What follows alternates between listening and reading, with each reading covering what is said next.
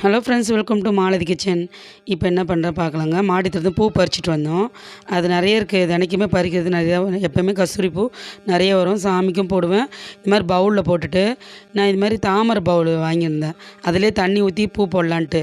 அதோட கோட்டிங்னா வெள்ளி மருந்து போயிடுச்சு. அதனால் பெயிண்டிங் பண்ணிவிட்டு இந்த மாதிரி கிண்ணத்துக்கு தண்ணி ஊற்றி பூ போட்டு உள்ளே என்ட்ரன்ஸில் வருவோம்ல நம்ம வீட்டு உள்ள, அப்போ இது மாதிரி போட்டு வைப்பேன். இப்போ மழை இப்போ 6 மணி ஆயிடுச்சு, இருட்டிகிட்ருக்கு.